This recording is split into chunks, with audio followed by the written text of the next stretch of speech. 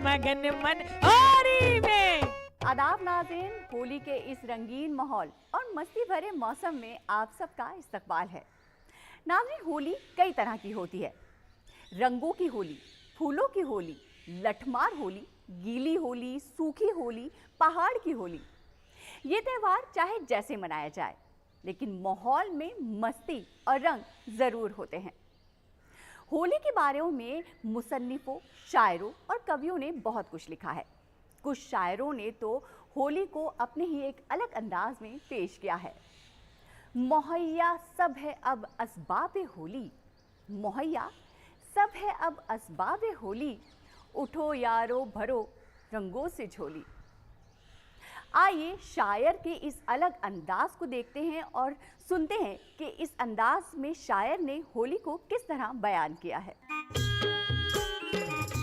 होली की नज़ीर अब बहारें हैं, महबूब रंगीलों की कतारें हैं।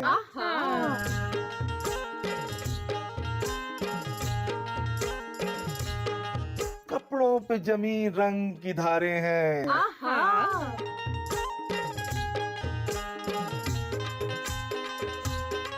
सब होली है पुकारे हैं।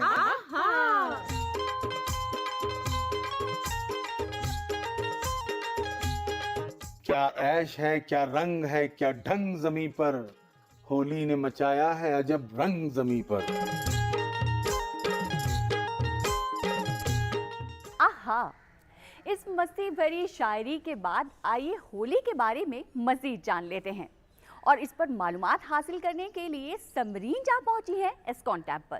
तो समरीन बताइए। सादिया, रंग बिरंगी होली यानी मस्ती का, खुशियों का त्यौहार।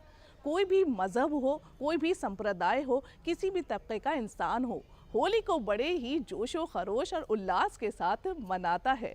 और इस दिन दुश्मन भी अपने गिले शिकवे भूल कर गले मिल जाते हैं और एक दूसरे को गुलाल लगाते हैं। वैसे तो पूरे हिंदुस्तान के कोने कोने की होली काफ़ी मशहूर है, चाहे वो मथुरा की हो, ब्रज की हो, काशी की हो या बरसाना की। लेकिन राधा कृष्ण की होली की एक अलग अहमियत है, एक खासियत है। क्यों है ये इतनी अहम? यही जानने के लिए हम आ पहुंचे हैं इस्कॉन टेम्पल। तो आइए मिलते हैं इस्कॉन टेम्पल में प्रभु जी से और जानते हैं कि राधा कृष्ण की होली आखिर खास क्यों है।